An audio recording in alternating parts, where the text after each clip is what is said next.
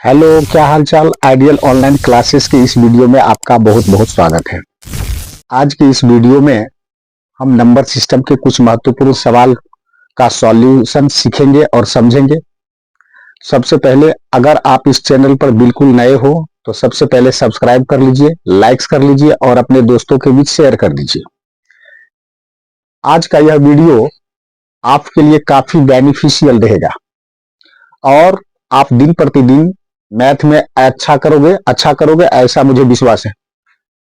तो समय को बर्बाद ना करते हुए मुझे सबसे पहले नंबर 1 के इस सवाल को देखना है। सवाल में कहता है किसी संख्या, क्या लिखा हुआ है, किसी संख्या के 5/6 के 2/3 का 3/4 अगर 15 है तो वह संख्या क्या होगी। ऐसे सवाल को देखेंगे, पढ़ेंगे, समझेंगे और इन सबों के बाद हम अगर गौर से इन सवाल के बारे में देखेंगे तो मुझे क्या देखना पड़ेगा। जैसे 1 नंबर का देख लीजिए, 1 नंबर का मुझे सॉल्यूशन करना है। किसी संख्या, तो किसी संख्या के बारे में तो हमें पता नहीं है, ये अज्ञात पद है। ऐसे अज्ञात पदों के लिए मैथमेटिक्स में मान लिया जाता है x। मान लेते वह संख्या क्या थी, x। यहां का तात्पर्य क्या हुआ, गुना। फिर 5/6 5/6 लिख लीजिए। फिर क्या कह रहा है, के 2/3 पुनः क्या करेंगे, मल्टीपल्स में 2/3 लगा देंगे। का के लिए पुनः गुना। 3/4, 3/4 अगर रहे तो 3/4। अगर आधा रहता तो क्या करते, 1/2। यदि आधा रहता तो क्या बोलते हैं, 1/2। 1/3 अगर रहता तो 1/3। तो इसी कंडीशन में पहले क्या था, किसी संख्या, तो सबसे पहले हमने उस संख्या को मान लिया x। क्या मान लिए, x।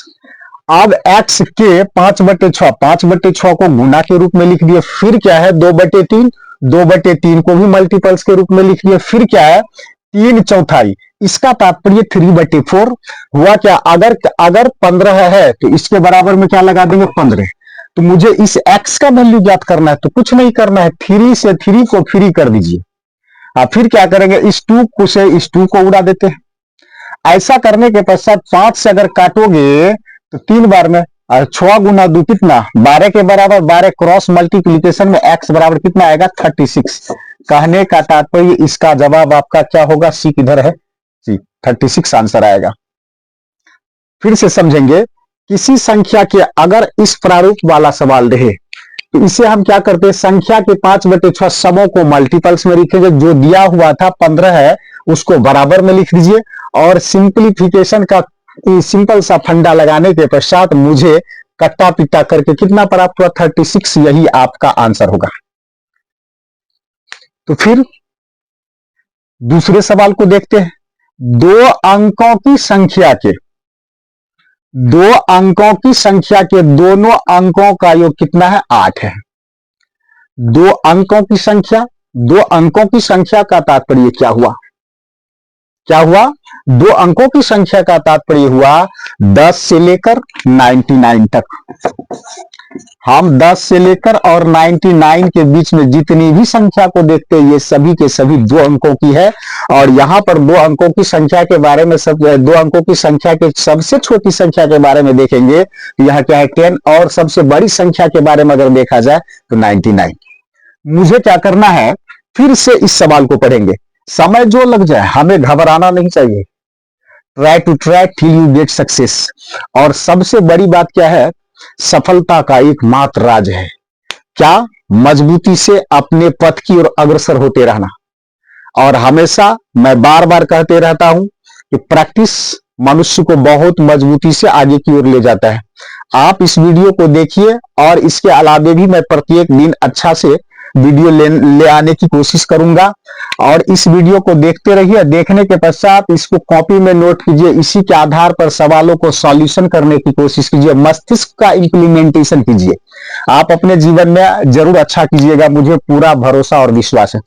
तो 2 अंकों की संख्या की जब बात हुई तो 10 से 99 तक 2 अंकों की संख्या के दोनों अंकों का योग, इसका मतलब क्या, हम दो अंकों की संख्या के बारे में अगर देखा जाए 10 से 99 के बीच में ऐसी बहुत सी संख्या है, 10 11 भी होगा, लेकिन इस दोनों को यदि जोड़ते हैं तो किसके 2 के बराबर, 12 भी चला आएगा, 13 भी चला आएगा, इसी टाइप से आते रहेगा, सारी की सारी संख्या इसी क्रम में आता रहेगा। तो मुझे क्या करना है, दोनों अंकों का योग अगर 8 पूछ रहा है तो इसका मतलब क्या हुआ, दोनों अंकों का योग अगर 8 है तो इसका तात्पर्य क्या होगा, संख्याओं का इकाई अंक या तो 3 होगा, नहीं तो क्या 5। तो यहां क्या करेंगे, अगर हम यहां 35 ले ले या क्या 53, तो मे भी हो सकता है इसी दोनों में से कोई ना कोई एक आंसर आएगा, क्योंकि दोनों का योगफल किसके बराबर है, 8 के बराबर, और गुणनफल किसके बराबर है, 15 के बराबर।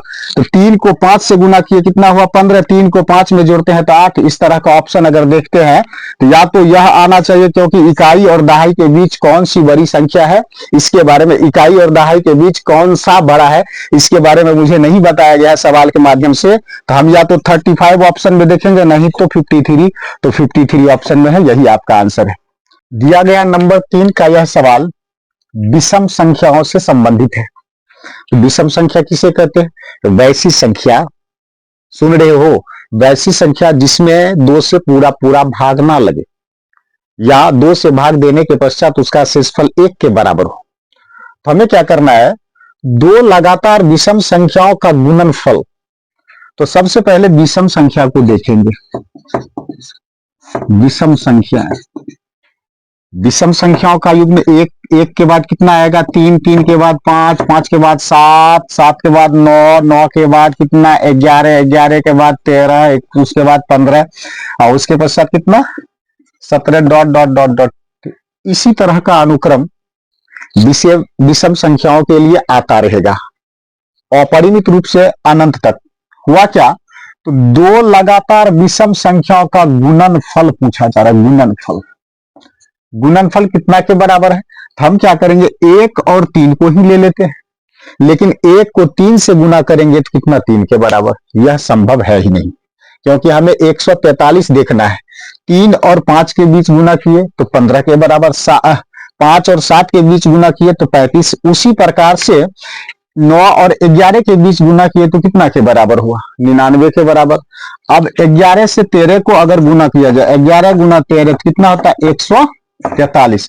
और यहां क्या कह रहा है, उन संख्याओं का योग क्या है, तो मुझे 11 गुना 13, 11 में अगर 13 से गुना किए तो 143 के बराबर हुआ, इसीलिए इसका योग पूछ रहा है। तो योग 11 में अगर 13 को ऐड किया जाए तो कितना के बराबर, 11 प्लस 13 बराबर 24। आपका यही आंसर है। 4 नंबर के इस सवाल को सॉल्व करने के लिए यहां देखिए क्या है, जब किसी संख्या से 32 घटाया जाता है तो वह घटकर अपनी 60% हो जाती है, तो वह संख्या क्या होगी। फिर से पढ़ेंगे, जब किसी संख्या से, तो इसको सॉल्व कैसे करेंगे, ऐसे तो ट्रिक्स के माध्यम से भी उड़ा सकते हैं, लेकिन इसके बेसिक कंसेप्ट को सबसे पहले देखते हैं। जब किसी संख्या से 32 घटाया जाए तो मान लेते, माना कि वह संख्या बराबर कितना x। क्या कह रहा है, संख्या से 32 घटाया जाता है, x कोई संख्या, इसमें से 32 को घटाएंगे तो वह घटकर अपनी का 60%, मतलब x का ही कितना के बराबर 60% के बराबर। तो x माइनस 32 x गुना 60% का मतलब 60 है, यहां नीचे में कितना 100, तो 0 से 0 कैंसिल, 3 गुना 6, 5 गुना 2, 5 गुना 10। x माइनस क्या 32 बराबर 3 गुना x, 3x बटे 5। अब क्या करेंगे, इन सबों को पक्ष से अंतर करेंगे, तो यहां क्या होगा x माइनस 3x बटे क्या हुआ 5। अगर इस 32 को उस ओर लेकर जाएंगे तो यहां माइनस में क्या हो जाएगा प्लस, तो इसको क्या लिख सकते हैं 32। इसके नीचे हम 1 है, 1 और 5 का एलसीएम कितना 5 के बराबर, 1 से लगाएंगे 5 में, 5 बार में 5 गुना x कितना 5x माइनस 5 से अगर 5 में भाग लगाएंगे तो एक बार में 1 गुना 3x, 3x के बराबर 32। 5x में से अगर 3x को घटाएंगे तो क्या होगा 2x, 2x बटे 5 बराबर कितना 32। इस 2 से इस 2 को अगर उड़ाया 32 को उड़ाया जाए तो 16 बार में, इसीलिए x बराबर क्रॉस मल्टीप्लीकेशन कर देंगे 80 के बराबर। इस तरह से सॉल्व करने में बहुत समय लगता है, लेकिन कंसेप्चुअल देखा जाए यह भी अपने आप में कम नहीं है। लेकिन मुझे बोर्ड के परीक्षा की तो तैयारी नहीं करना है, बोर्ड के परीक्षा की तो मैं तैयारी नहीं कर रहा हूं, मैं कंपटीशन के ट्रैक पर हूं, तो मुझे समय बचाना पड़ेगा। हुआ क्या, अब इसको स्मार्ट अप्रोच से बनाएंगे। जब किसी संख्या से 32 घटाया जाता है 32, तो वह घटकर अपनी 60% हो जाती है। सबसे पहले 60% का फ्रैक्शन वैल्यू किसके बराबर आएगा पता है आपको? सबसे पहले 60% का फ्रैक्शन वैल्यू 3/5। यहां देखिए घटकर हो जाती है 32। अगर इस ओरिजिनल वैल्यू में से 3 को घटा दिया जाए तो 2 बटे कितना बचेगा 5, किसके बराबर 32 के बराबर। और 2 से काट दीजिए 16 बार में, 16 गुना 5, 1 यूनिट का वैल्यू 80। तो यही आपका आंसर है, बी नंबर में कहा है। अगर वीडियो अच्छा लगा तो अपने दोस्तों के बीच शेयर करें, लाइक्स करें, सब्सक्राइब करें और अधिक से अधिक इस वीडियो को शेयर करें। बहुत बहुत धन्यवाद। आपका दिन शुभ हो, आपके लंबे भविष्य और लंबी उम्र की कामना करते हुए बहुत बहुत आभार।